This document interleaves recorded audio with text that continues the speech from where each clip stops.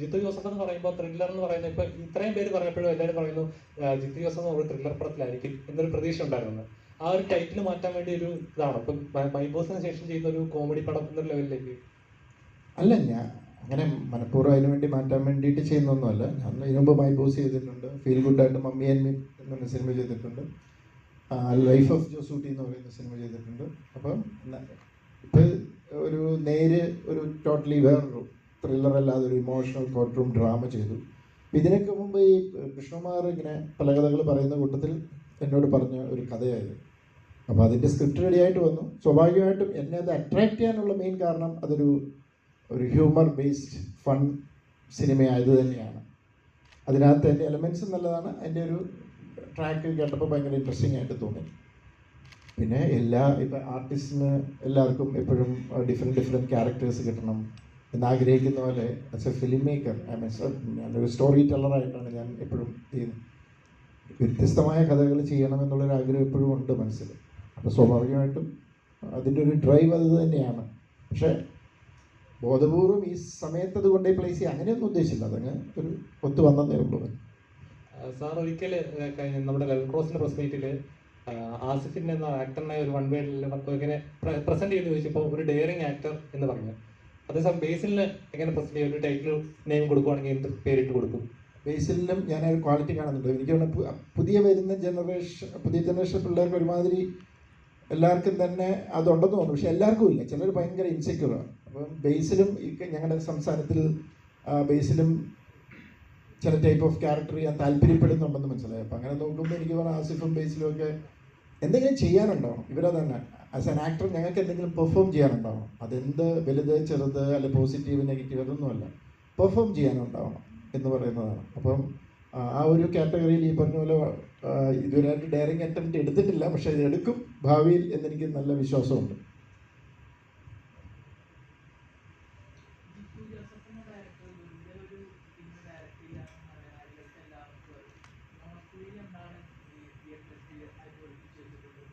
ഇത് തന്നെ ചിരി, അതിനാണ് ഞങ്ങളുടെ ശ്രമം.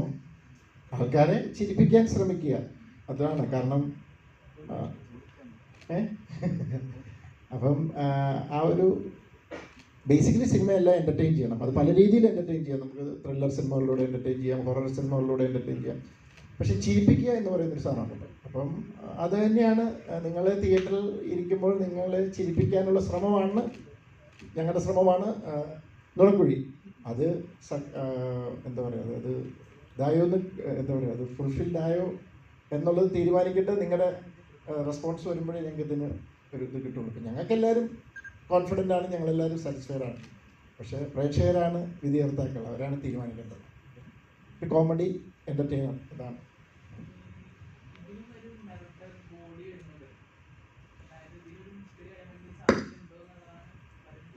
അത് നിങ്ങൾ സിനിമ കാണുക, അതിന് എനിക്ക് ഉത്തരം ഇപ്പം പറയാൻ പറ്റത്തില്ല.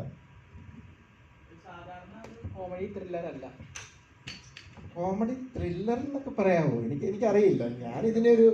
ഞാൻ ഇതിൻ്റെ സ്ക്രിപ്റ്റ് വായിച്ചപ്പം അത്യാവശ്യം കുറേ ചിരിച്ചു. ഞാൻ ആ ഒരു ആംഗിളിൽ ഇതിനെ പോയേക്കുന്നത്. കോമഡി ത്രില്ലർ ആണോ അല്ലയോ എന്നൊക്കെ നിങ്ങൾ പറ, നിങ്ങൾ കണ്ടിട്ട് നിങ്ങൾ തീരുമാനിക്കും.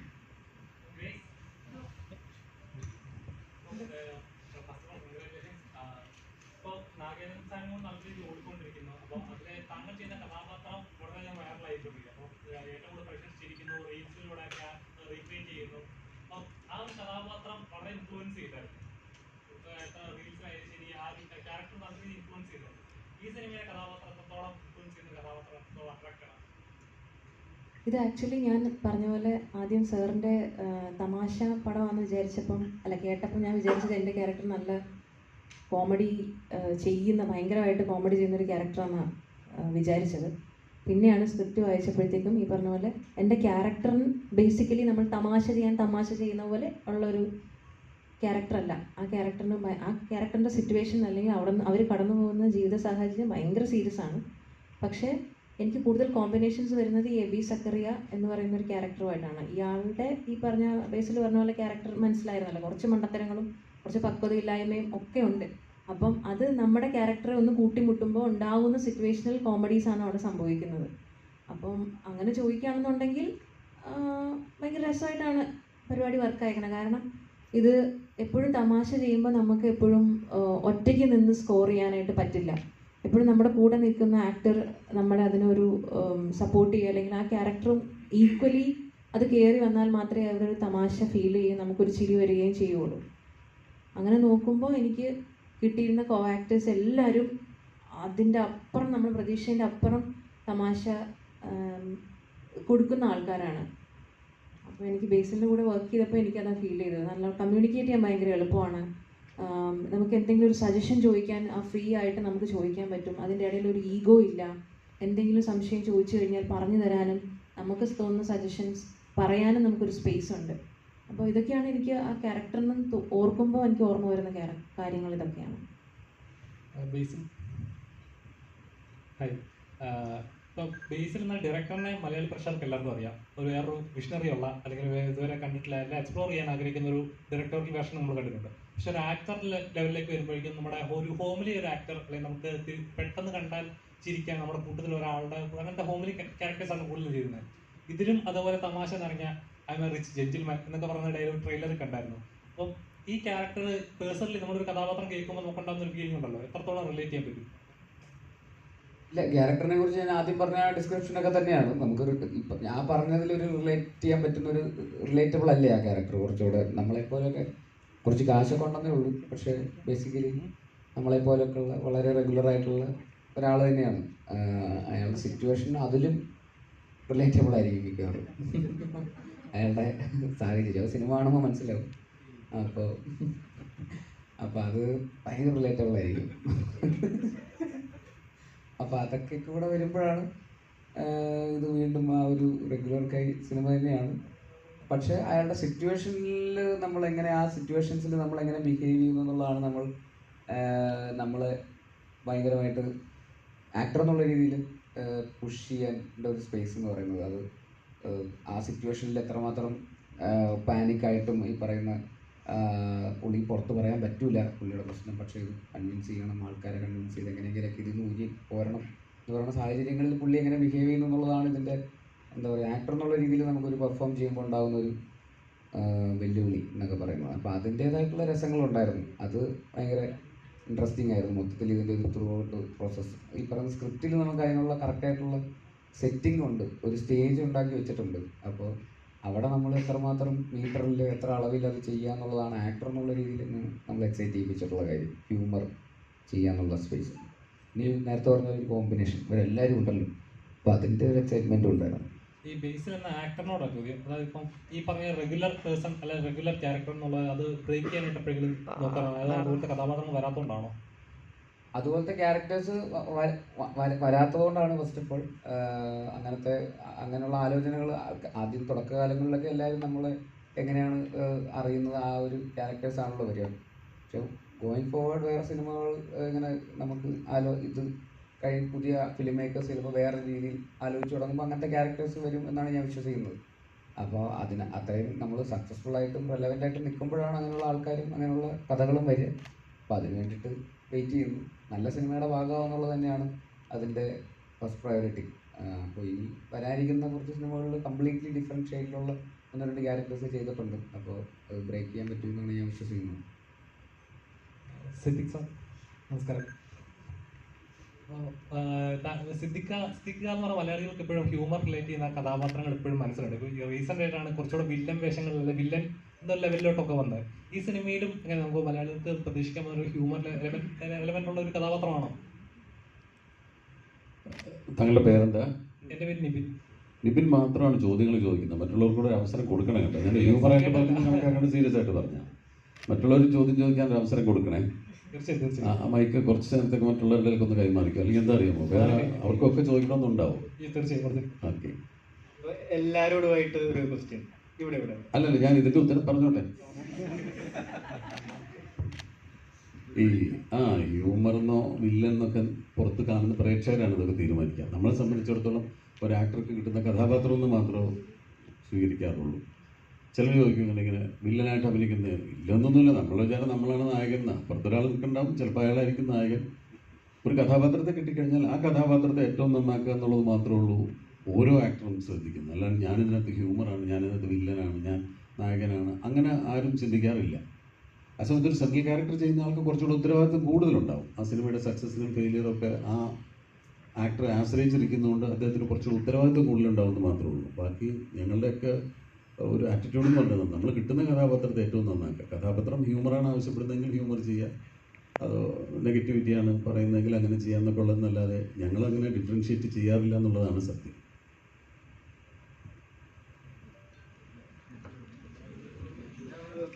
എല്ലാവരോടുമായിട്ടൊരു ക്വസ്റ്റ്യൻ. സിനിമ ഭയങ്കര ഫണ്ണാണ്, കോമഡിയാണെന്നൊക്കെ പറഞ്ഞു, അതുകൊണ്ടാണോ എല്ലാവരും ഇത്ര സീരിയസ് ആയിട്ടിരിക്കുന്നത്? അതല്ല, ഉച്ചയ്ക്ക് ഭക്ഷണം കഴിച്ചിട്ട് നല്ല ഉറക്കം വരുന്നുണ്ട് എല്ലാവർക്കും.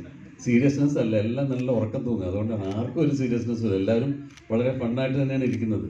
ഞങ്ങൾ തിരിച്ചാണ് അങ്ങോട്ട് ചോദിക്കണമെന്നിരിക്കുന്നത്, നിങ്ങളെന്താ എല്ലാവരും മിണ്ടാതെ ഇങ്ങനെ ഇരിക്കുന്ന? ഒരു എന്താ അദ്ദേഹത്തിൻ്റെ പേര് പറഞ്ഞാൽ നിപിൻ, അദ്ദേഹം മാത്രം ചോദിക്കുന്നത് എന്തുകൊണ്ടാണെന്ന് ഞാൻ ചോദിച്ചതുപോലെ അതാ ഞങ്ങൾക്ക് തോന്നിയത് തിരിച്ചാണ്. അല്ല, ബേസിലേട്ടനാണെങ്കിൽ മാത്രം ആദ്യം ഇത്തിരി കോമഡി പറയാൻ നോക്കി, അതാണെങ്കിൽ വർക്കായതില്ല.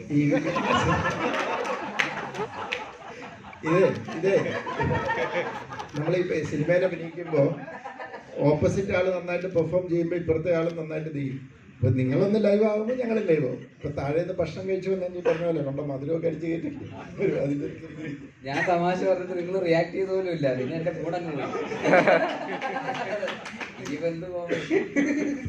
സിദ്ദിഖ് ആൾക്കാരും എന്നാലും സിദ്ദിഖ് ആദ്യം ഇൻട്രൊഡക്ഷൻ പറഞ്ഞിരുന്നെങ്കിൽ എല്ലാ ആൾക്കാരും സ്വയം ഒന്ന് പറഞ്ഞിട്ട് പിന്നെ എല്ലാവർക്കും ചോദ്യങ്ങൾ ചോദിക്കാമെന്ന്. ബേസിലേട്ടൻ ഇങ്ങനെ പറഞ്ഞു തുടങ്ങിയപ്പോ ഇവിടെ എല്ലാവരും ഒന്ന് പറഞ്ഞു തുടങ്ങി, ഇതെന്ത് ഇനി സിനിമയുടെ കഥ മുഴുവൻ പറയുമെന്ന്. ആ തരത്തിൽ പുള്ളി വേറെ രീതിയിൽ സംസാരിച്ചു. ഇനി ആരും മറുപടി പറയാം. സിനിമയുടെ പേരെന്നാ? നുണക്കുഴി. പറഞ്ഞതെല്ലാം സത്യമാണെന്ന് നിങ്ങൾ കരുതുന്നുണ്ടോ? അതൊന്നും വിശ്വസിച്ച് നിങ്ങൾ തിയേറ്ററിലേക്ക് കാണാൻ പോകണ്ട. ഞാൻ മാത്രം ചോദിച്ചു. അത് കുഴപ്പമില്ല. എല്ലാവരും സ്വയം ഒന്ന് പറയാന്ന് വിചാരിച്ചെന്നെ അങ്ങനെയൊക്കെ വിചാരിച്ചാണ് ഇരുന്നത്. പക്ഷെ ഫുൾ ബേസിൽ പറഞ്ഞു കഴിഞ്ഞു. അപ്പൊ അതാണ് അസീസ് പറഞ്ഞത്, ഇനി ക്ലൈമാക്സ് കൂടി പറയാനുള്ളൂ എന്ന് പറഞ്ഞു. അപ്പൊ അതുകൊണ്ടാണ് നിങ്ങൾ ഓരോരുത്തർ ഒരു കാര്യം ചെയ്യാം, നമുക്ക് അസീസിൽ നിന്ന് തുടങ്ങാം, എന്നിട്ട് ഇങ്ങനെ പോവാം. അസീസ് ക്ലൈമാക്സ് ഞാൻ 15-ാം തീയതി പറയാം. ഞാൻ എക്സൈറ്റ്മെൻ്റ് ആണ്. കാരണം എന്ന് പറഞ്ഞാൽ മിമിക്രി എന്നൊക്കെ വന്ന് മിമിക്രി എന്ന് വരുമ്പോൾ തന്നെ സിനിമ അഭിനയിക്കുക എന്നുള്ളൊരു ആഗ്രഹമുണ്ട്. പക്ഷെ അതിലുപരി ജിത്തു സാറിനെ പോലത്തെ ഡയറക്ടറിൻ്റെ സിനിമയിലൊക്കെ ഒരു ക്യാരക്ടർ കിട്ടുക എന്നൊക്കെ പറഞ്ഞാൽ അതും ഭയങ്കര ഒരു ഭാഗ്യം തന്നെയാണ്. അതും നല്ലൊരു ക്യാരക്ടർ തന്നെയാണ് കിട്ടിയിട്ടുള്ളത്. സിനിമയെക്കുറിച്ചൊന്നും ഒരുപാടൊന്നും പറയാനില്ല, ഒരു ഫണ്ണ് എലമെൻ്റ് തന്നെയാണ്. കാരണം ഞാനൊക്കെ സത്യം പറഞ്ഞാൽ ഭയങ്കര പേടിച്ചാണ് ഞാൻ ലൊക്കേഷനിലൊക്കെ പോയത്. ജിത്തു സാറിനൊക്കെ പേടിച്ചാണ് പോയത്. പക്ഷേ സാറെന്ന് പറഞ്ഞാൽ ഭയങ്കര കൂളായിരുന്നു. നമ്മളടുത്തൊക്കെ സത്യം പറഞ്ഞാൽ സാറ് ഉഗ്ര ആക്ടറും കൂടെയാണ്. നമുക്ക് എങ്ങനെയാണ് അഭിനയിക്കേണ്ടതെന്ന് എനിക്ക് പറഞ്ഞുകൂടെ തരും സാർ. അപ്പോൾ എന്തായാലും വേണ്ടേ അതെ സാറ് പറഞ്ഞു തരും. പിന്നെ രണ്ടാമത് നമ്മളെന്തെങ്കിലും ഹ്യൂമർ നമുക്ക് തന്നെ പേടിയാണ്. ഇപ്പം സാറ് ഫുള്ള് സ്ക്രിപ്റ്റിൽ പോകുന്ന ഒരു സംഭവത്തിൻ്റെ ഇടയിൽ എന്തെങ്കിലും ഹ്യൂമർ ചേർക്കാൻ വേണ്ടി പേടിയായിരുന്നു ആദ്യം. പക്ഷെ സാറിൻ്റെ അടുത്ത് ചോദിച്ചപ്പോൾ സാറ് അത് ധൈര്യമായിട്ട് ചെയ്തോളാൻ പറയും. ചിലത് ചെയ്യാതിരിക്കുമ്പോൾ സാറ് വിളിച്ച് പറയുകയും ചെയ്യും, വയ്ക്കുന്നു അത് ചെയ്യുന്നു. ഭയങ്കര ഒരു രസമായിരുന്നു. എന്തായാലും പടം ഒരു വൻ വിജയമാകട്ടെ എന്ന് ആത്മാർത്ഥമായി പ്രാർത്ഥിക്കുന്നു. അതുപോലെ നിങ്ങളുടെ സപ്പോർട്ടും വേണം. Thank you so much. പറ, ശരി കഴിച്ചല്ലേ? ഞാൻ പറയാം. ഞാൻ വളരെ ഹാപ്പിയാണ്. കുറേ നാൾ അവസരം ചോദിച്ച് കിട്ടിയ സിനിമയാണ്. ഇതേപോലെ മുന്നേ അവസരം ചോദിച്ചൊരു സിനിമ കിട്ടി. പ്രിയൻ സാർ, ലാൽ സാർ ഒപ്പം കാത്തൊരു കോമഡി പടം പ്രിയൻ സാർ, ലാൽ സാർ കോമ്പറ്റീഷൻ ചെയ്യാമെന്ന് വെച്ചപ്പോൾ ത്രില്ലറായിപ്പോയി. അങ്ങനെ കാത്ത് ജിത്തു സാറിൻ്റെ പടം ഒരു ത്രില്ലർ ചെയ്യാമെന്ന് വെച്ചപ്പോൾ അത് കോമഡി ആയിപ്പോയി. പക്ഷേ ഐ ആം വെരി ഹാപ്പി. ഈ കോമഡിയിൽ എനിക്കൊരു സ്പേസ് കിട്ടിയതിൽ അത് തീർച്ചയായിട്ടും അദ്ദേഹം വളരെ കാൽക്കുലേറ്റീവാണ്. പ്രേക്ഷകർക്ക് ഒരു എൻ്റർടൈൻമെൻറ്റ് കോഷ്യൻ്റ് മനസ്സിൽ കണ്ടുകൊണ്ടാണ് സിനിമകൾ ഒരുക്കുന്നത്. ഈ പ്രാവശ്യവും അങ്ങനെ തന്നെ ആവും എന്നുള്ള ഞങ്ങളുടെ പ്രതീക്ഷ നിലനിൽക്കട്ടെ. Thank you.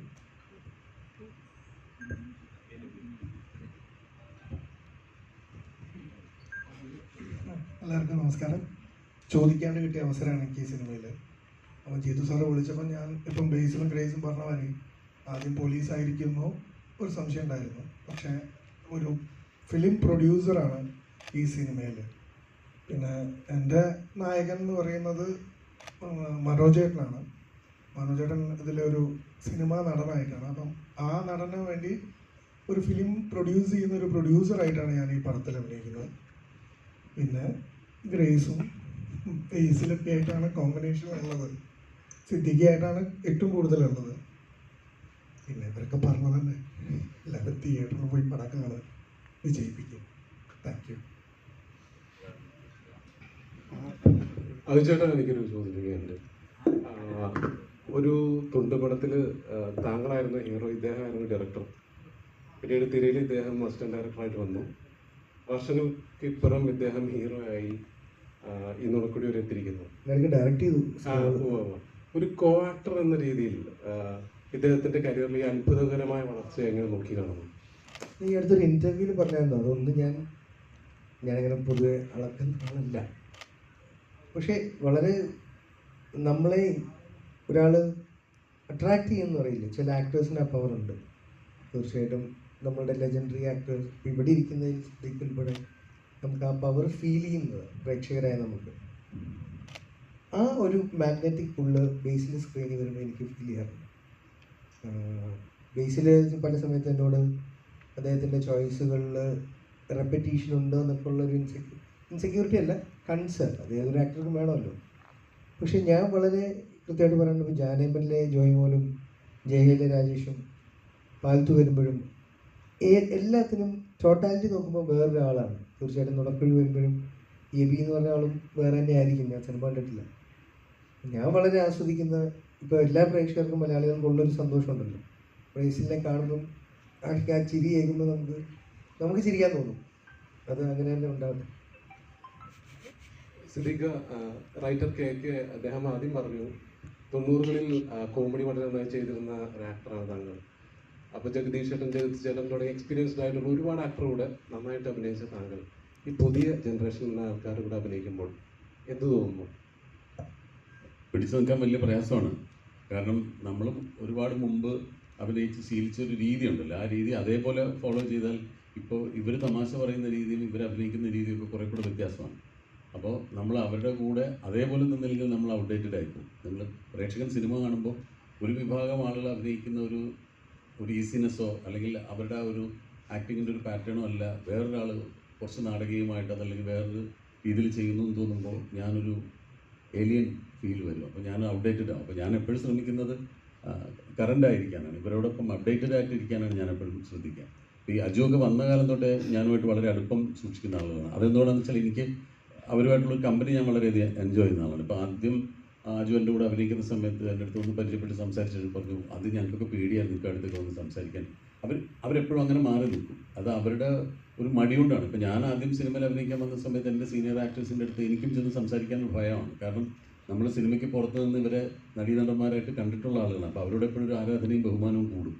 അപ്പോൾ ഞാനെപ്പോഴും ഇവരൊക്കെ വന്നു കഴിഞ്ഞാൽ ഞാൻ ഇവരോട് കൂടുതൽ അടുപ്പം കാണിക്കുകയും ഇവരോട് കൂടുതൽ ഇടപഴകുകയും ചെയ്യുമ്പോൾ നമുക്ക് ഇവരുടെ ഒരു രീതികൾ മനസ്സിലാകും, അതേപോലെ അഭിനയിക്കാൻ സാധിക്കുകയും ചെയ്യുമെന്ന് വിശ്വസിക്കുന്ന ഒരാളാണ് ഞാൻ. എപ്പോഴും അപ്പോൾ അവരുടെ ഒരു പാറ്റേണിലേക്ക് ഞാൻ മാറാനാണ് എപ്പോഴും ഞാൻ ശ്രദ്ധിച്ചുകൊണ്ടിരിക്കുന്നത്. അതല്ലെങ്കിൽ ഞാൻ ഔട്ട്ഡേറ്റഡായി പോകുന്നൊരു ചിന്തയും ഭയവുമാണ് എനിക്കുള്ളത്.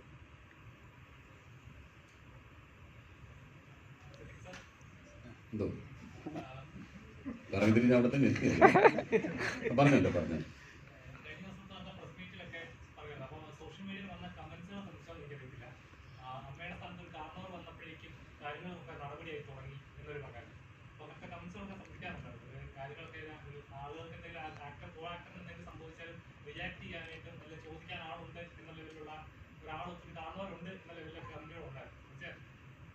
അത് ശ്രദ്ധിച്ചായിരുന്നു. അത്തരം കമൻറ്റുകൾ വരുമ്പോഴും ഞാൻ ഭയക്കുന്നത് ഇതേപോലെ എന്തെങ്കിലും ഒരു നമ്മുടെ ഭാഗത്തുനിന്ന് ഒരു വീഴ്ച വന്നാലും ഇതേപോലെ ഒരുപാട് ഓപ്പോസിറ്റ് ആയിട്ടുള്ള കമൻറ്റുകളും വരാൻ സാധ്യതയുണ്ട്. അപ്പോൾ എന്ത് കാര്യം ചെയ്യുമ്പോൾ സൂക്ഷിച്ച് ചെയ്യണം. ഇപ്പം നമ്മളൊരു കാര്യം ചെയ്തു എന്ന് പറയുന്നത് ഒരു വലിയ കാര്യമായിട്ട് എനിക്ക് തോന്നുന്നില്ല. അത് ഞാൻ ചെയ്തതുപോലെ നിങ്ങൾ ചെയ്താലും അതിന് പോലീസിൻ്റെ ഭാഗത്തുനിന്ന് ഒരു ആക്ഷൻ ഉണ്ടാവും.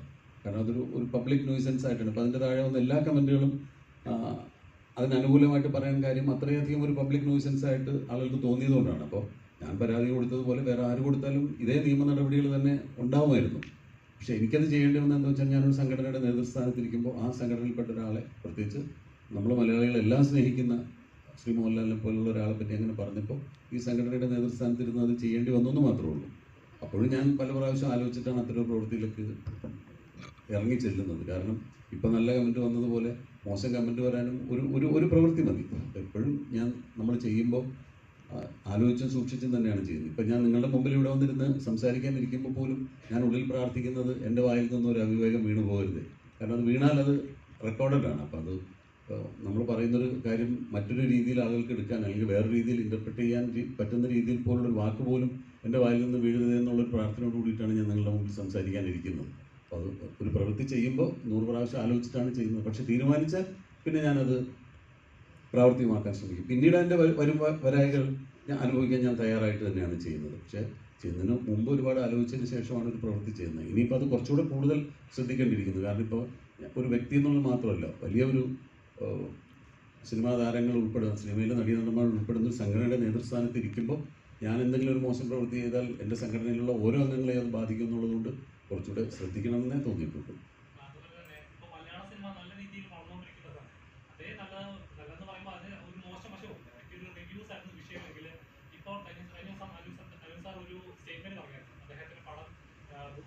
ഫുൾ ടിക്കറ്റുകൾ ഉണ്ടായിട്ടും തിയേറ്ററിൽ ചെന്ന് നോക്കുമ്പോൾ 12 പേരെ ഉണ്ടായിരുന്നു. ഈ ഏജന്റുമാർ അങ്ങനത്തെ കുറെ മിഡിൽ നിൽക്കുന്ന ആളുകൾ കുറെ കാശ് മേടിക്കുന്നു. അപ്പോൾ ഇങ്ങനെ മലയാള സിനിമ നശിച്ചോ, ഒരു സൈഡിൽ നന്നായിട്ട് പോകുമ്പോൾ മറ്റൊരു സൈഡിൽ നശിപ്പിച്ചുകൊണ്ടിരിക്കുകയാണ്. ശരിക്കും അങ്ങനെ ഉണ്ടെന്ന് വിശ്വസിക്കുന്നുണ്ടോ?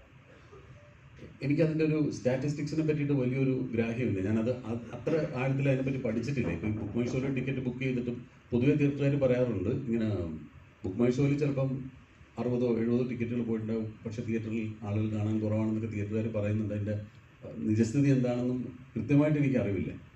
പക്ഷേ എന്നാലും നമ്മൾ നേരത്തെ പറഞ്ഞതുപോലെ സിനിമ വളർന്നുകൊണ്ടിരിക്കുന്ന ഒരു സമയമാണ്. നല്ല നല്ല സിനിമകൾ ഒരുപാട് ഉണ്ടാവും. ഒരു നല്ല സിനിമ തിയേറ്ററിൽ വന്നു കഴിഞ്ഞാൽ അതിനിപ്പോൾ ഒരു പ്രീ പബ്ലിസിറ്റി ഇല്ലെങ്കിലോ ഒന്നും അത് സിനിമയെ ബാധിക്കില്ല. ആ സിനിമ അർഹിക്കുന്ന പ്രാധാന്യത്തോടുകൂടി അതല്ലെങ്കിൽ അർഹിക്കുന്ന വിജയം അത് കിട്ടുമെന്ന് വിശ്വസിക്കുന്ന ഒരാളാണ് ഞാൻ. ഇപ്പോൾ ഈ നേരത്തെ പറഞ്ഞ ജാനവൻ എന്ന് പറയുന്ന സിനിമ, ആ സിനിമ ഇറങ്ങിയെന്നാണ് ഞാൻ അങ്ങനത്തെ ഒരു സിനിമ ഉണ്ടെന്നുള്ളത് അറിയുന്നത്. ഞാൻ അതിനു മുമ്പ് അതിൻ്റെ ഒരു പ്രീ പബ്ലിസിറ്റിയെ കുറിച്ചൊന്നും ഞാൻ ബോധവാനായിരുന്നില്ല. പക്ഷേ ആ സിനിമ ഇറങ്ങി അതിനെപ്പറ്റി ജാനവൻ ആ സിനിമ ഇറങ്ങി അതിന് കിട്ടിയ അഭിപ്രായം കൊണ്ട് അത് വളർന്നു കയറി വന്നു. രോമാഞ്ചം എല്ലാം അങ്ങനെയാണ്. ഇപ്പോൾ ആവേശം എന്ന് പറയുന്ന സിനിമ കുറേ നാളായ അതിൻ്റെ ഷൂട്ടിങ്ങിനെ പറ്റി നമ്മൾ കേൾക്കുന്നുണ്ട്. പക്ഷേ തിയേറ്ററിൽ വന്നിട്ട് ആ സിനിമ ഉണ്ടാക്കുന്ന ഒരു ഇമ്പാക്റ്റ് അത് തന്നെയാണ് സിനിമയുടെ അൾട്ടിമേറ്റ് വിജയം എന്ന് വിശ്വസിക്കുന്ന ഒരാളാണ്. അതല്ലാതെ ബുക്ക് മൈ ഷോയിലെ റേറ്റിങ്ങോ അതൊക്കെ നമുക്ക് എവിടെയെങ്കിലും പറയാം എന്നല്ലാതെ അതല്ല, ജനങ്ങൾ തീരുമാനിക്കും. അവർ നിഷ്പക്ഷരാണ്.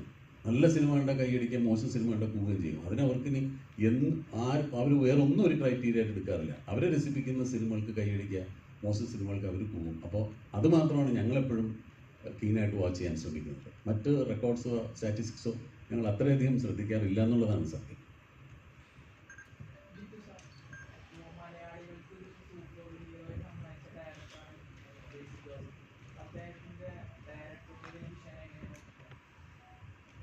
ഞാനെങ്ങനെയാണ് നോക്കിക്കാണുന്നത്? അല്ല, വളരെ എന്താ പറയുക, ഈ പുതിയ രീതികൾ അവലംബിക്കാനും പുതിയ പരീക്ഷണങ്ങൾ നടത്താനും കങ്കൂറ്റുള്ള ഒരു സംവിധായകനാണ്. കാരണം ഇപ്പം പുള്ളി ഒരു പ്രൊജക്റ്റിലേക്ക് പോകുന്നതും അത്യാവശ്യം വളരെ എന്താ ചില്ലറക്കളിയല്ല അത്. അപ്പം അങ്ങനത്തെ അടുത്ത ലെവലിലേക്കുള്ള ഹയർ എന്താ പറയുക ഒരു ഇതിലുള്ള സിനിമകൾ ഞാനൊക്കെയാണെങ്കിൽ ഒന്ന് മടിക്കും. പക്ഷേ ബേസിലിനെ പോലെ ഇപ്പോൾ ഒരു അപ്കമിങ് 3 പടം ചെയ്തു അല്ലേ? അപ്പോൾ ആ 3 പടത്തിലും വ്യത്യസ്തമായ പടങ്ങൾ, അത് ഓരോന്നും സ്റ്റെപ്പ് ബൈ സ്റ്റെപ്പ് അത് വളർന്നു വരികയാണ്. അപ്പം അത് പ്രത്യേകിച്ച് മിന്നൽ പോലെയുള്ള പടങ്ങളൊക്കെ അങ്ങനെ കൺസീവ് ചെയ്ത് ചെയ്യാന്ന് പറഞ്ഞാൽ അതൊരു വലിയ കാര്യമാണ്. ഭയങ്കര ഒരു വിഷണറി ആയിട്ടുള്ള ഒരു ടെക്നീഷ്യനാണത്. അതാണ് ഞാൻ കാണുന്നത്. ഒരു ഡയറിങ് ആയിട്ടുള്ളൊരു ഡയറക്ടർ, പരീക്ഷണങ്ങൾ നടത്താനായിട്ട് ചങ്കൂറ്റമുള്ളൊരു ഡയറക്ടർ, അങ്ങനെയാണ് ഞാൻ കാണുന്നത്. ഗ്രേസ് ആന്റണി, ഉർവശി ചേച്ചി, കൽപ്പന തുടങ്ങിയ വലിയ ആർട്ടിസ്റ്റുകളായിട്ടാണ് സോഷ്യൽ മീഡിയയിൽ താങ്കൾ കമ്പയർ ചെയ്യുന്നത്.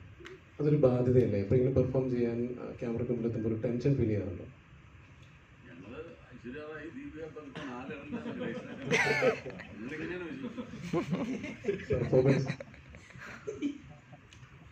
എനിക്ക് അതിൽ കൂടുതലൊന്നും പറയാനില്ല. കാരണം എല്ലാവരും ഇത് ചോദിക്കുമ്പോൾ അതിനുള്ള മറുപടി ഓൾറെഡി ഞാൻ പറഞ്ഞു.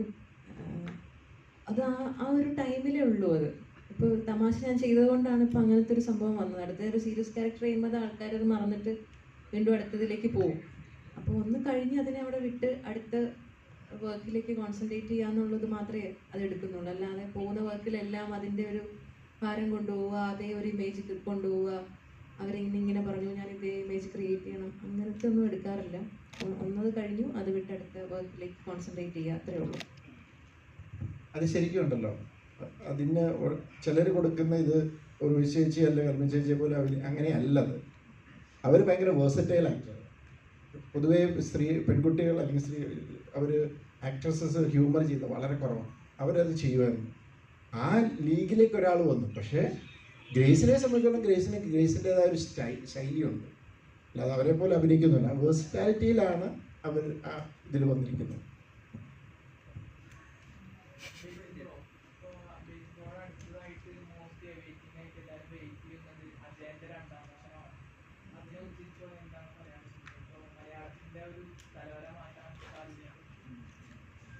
നുണക്കുഴി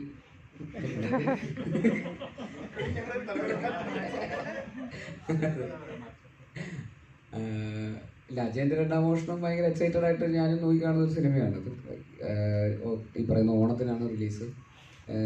എൻ്റെ കൂടെ മുമ്പ് വർക്ക് ചെയ്തിരുന്ന ജിതിൻ ലാലാണ് അതിൻ്റെ ഡയറക്ടർ. കുഞ്ഞിരാമായണത്തിലും ഗോതയിലൊക്കെ അസിസ്റ്റൻറ്റ് ഡയറക്ടറായിരുന്നു. അപ്പോൾ അതിൻ്റെ ഒരു എക്സ്ട്രാ സന്തോഷം കൂടെ ഉണ്ട്. അതുകൂടാതെ ടൊവിനോ ലീഡ് റോൾ അഭിനയിക്കുന്ന സിനിമ എന്നുള്ളൊരു അത് കൂടുതൽ സന്തോഷം കൊടുക്കുന്നുണ്ട്. പിന്നെ ഔട്ട് ആൻഡ് ഔട്ട് ടൊവിനോ സിനിമയാണത്. അവൻ 3 റോളുകൾ ചെയ്യുന്നുണ്ട് ആ സിനിമയിൽ 3 കാലഘട്ടങ്ങളിലൊക്കെ ആയിട്ട്. അപ്പോൾ അതിൻ്റേതായിട്ടുള്ള ത്രൂ ഔട്ട് ടൊവിനോ സിനിമയാണ്. ഇതിന് കുറേ കഷ്ടപ്പെട്ടിട്ട് 7-8 വർഷമായിട്ട് ആ സിനിമയുടെ പിന്നാലെയാണ്. അത്രയും സ്കെയിലിൽ ആദ്യത്തെ സിനിമ ചെയ്യാന്ന് പറയുന്നത് അത്ര എളുപ്പമുള്ള കാര്യമല്ല. ഇത്രയും ബജറ്റൊക്കെ വെച്ചിട്ട് ഇത്രയും ടെക്നീഷ്യൻസിനെ കൺവിൻസ് ചെയ്യണം, പ്രൊഡ്യൂസേഴ്സിനെ കൺവിൻസ് ചെയ്യണം, ആക്ടേഴ്സിനെ കൺവിൻസ് ചെയ്യണം. ഇതെല്ലാം ഒരു 8 വർഷത്തെ ജേണിയാണ് അതിൻ്റെ സ്റ്റാർട്ടിങ് മുതൽ അവസാനം വരെ. എപ്പോഴാണ് ഞാൻ ഷൂട്ട് ചെയ്തതെന്ന് എനിക്ക് ഓർമ്മയുണ്ട്. 2 വർഷം മുമ്പ് കണ്ടാണ് ഷൂട്ട് ചെയ്തതൊക്കെ. അപ്പോൾ അത് കഴിഞ്ഞ് ഇത്രയും സമയം എടുത്തു. അത് പോസ്റ്റ് പ്രൊഡക്ഷനും ഒക്കെ കഴിഞ്ഞ് ഇപ്പോൾ ഓണത്തിന് വരുന്നു. ഫൈനലി അത് തിയേറ്ററിലേക്ക് എത്തുന്നു, ആൾക്കാരുടെ മുമ്പിലേക്ക് എത്തുന്നു എന്നുള്ളത് ഭയങ്കര സന്തോഷം നൽകുന്നുണ്ട്. ഭയങ്കര എക്സൈറ്റ്മെൻ്റ് ഉണ്ട്. ആ സിനിമ ഈ പറയുന്ന പോലെ അതിൻ്റെ VFXും അതിൻ്റെ സ്കെയിലും ആക്ഷനും ഒക്കെ ആയിട്ട് അതിനൊരു വലിപ്പമുണ്ട്. അത് തലവരെ മാറ്റുമെന്നുള്ള കാര്യം നമുക്ക് സിനിമ ഇറങ്ങി കഴിയുമ്പോഴേ അറിയുള്ളൂ. പക്ഷേ അവർ അതിൻ്റേതായിട്ടുള്ള ഹോംവർക്ക് ചെയ്ത് അതിനനുസരിച്ചുള്ള ഒരു എഫേർട്ട് അവരിട്ടിട്ടുണ്ട്. അപ്പോൾ ആ എഫേർട്ട് സത്യസന്ധമാണെങ്കിൽ അതിനനുസരിച്ചിട്ടുള്ള റിസൾട്ട് അവർക്ക് കിട്ടും എന്ന് തന്നെയാണ് നമ്മൾ വിശ്വസിക്കുന്നത്. ബേസിലായിട്ട് ഇപ്പം രാജുവേട്ടനാണ് കഴിഞ്ഞിടയ്ക്ക് ഇൻട്രൊഡ്യൂസ് ചെയ്തത് ഫാമിലി സ്റ്റാർ എന്ന് പറഞ്ഞിട്ട്. അപ്പോൾ ഈ നുണക്കുഴി ഇറങ്ങിയതിന് ശേഷം ഫാമിലി സ്റ്റാർ എന്നുള്ള ആ ഒരു പദവി നിലനിൽക്കുകയോ അല്ലെങ്കിൽ അതിനൊരു മാറ്റം സംഭവിക്കും?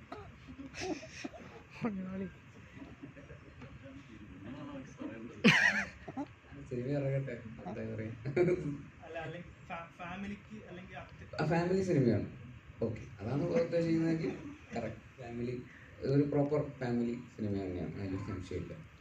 ഇത്ര ആക്ടേഴ്സ് ഉണ്ട്. അതിൻ്റെ ഹ്യൂമറൊക്കെ ആരെയും ഉപദ്രവിക്കുന്ന തരത്തിലുള്ള ഹ്യൂമറൊന്നുമല്ല. തീർച്ചയായിട്ടും അതൊരു ഫാമിലി കോമഡി എൻ്റർടൈനർ എന്ന് പറയുന്ന കാറ്റഗറിയിൽ വന്ന് കണ്ട് ആസ്വദിച്ചിട്ട് പോകാൻ പറ്റുന്ന ഒരു സിനിമ തന്നെയാണ് എന്ന് തന്നെയാണ് ഞങ്ങൾ വിശ്വസിക്കുന്നത്. 100%. അതിലൊരു സംശയം.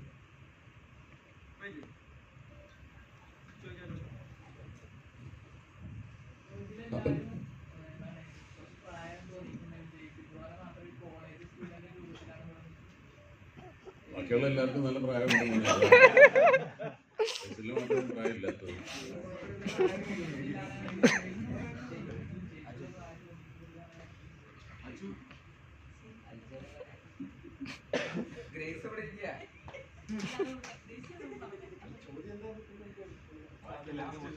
അല്ല, അതൊരു കോംപ്ലിമെന്റ് കൊടുത്തതാണ് ബേസിലിന്. അത് ഞങ്ങൾ സമ്മതിച്ചത്. എന്തായാലും ഒരുപാട് സന്തോഷം ഇത്രയും സമയം നിങ്ങളോടൊപ്പം ചെലവഴിക്കാൻ സാധിച്ചത്. ഇനി ഞങ്ങളൊക്കെ വേറെ ഒരു ജോലികൾ ചെയ്തുകൊണ്ടിരിക്കുന്നതിൻ്റെ ഇടയിൽ നിന്ന് ഓടി വന്നതുകൊണ്ടാണ്. അപ്പോൾ ഈ സിനിമ ഒരു വൻ വിജയമാക്കി തീർക്കാൻ നിങ്ങളുടെ ഭാഗത്തുനിന്നുള്ള ശ്രമം വളരെ വലുതാണ്. അത് ഈ പ്രേക്ഷകരിലേക്ക് എത്തിച്ചിട്ട് പ്രേക്ഷകർക്ക് ഈ സിനിമ കാണണം എന്നൊരു തോന്നലുണ്ടാക്കത്തക്ക രീതിയിലുള്ള ഒരു പ്രചാരണം നിങ്ങളുടെ ഭാഗത്തുനിന്നുണ്ടാവണം എന്നുള്ള അഭ്യർത്ഥനയോടെ എല്ലാവർക്കും ഒരിക്കൽ കൂടി നന്ദി, നമസ്കാരം.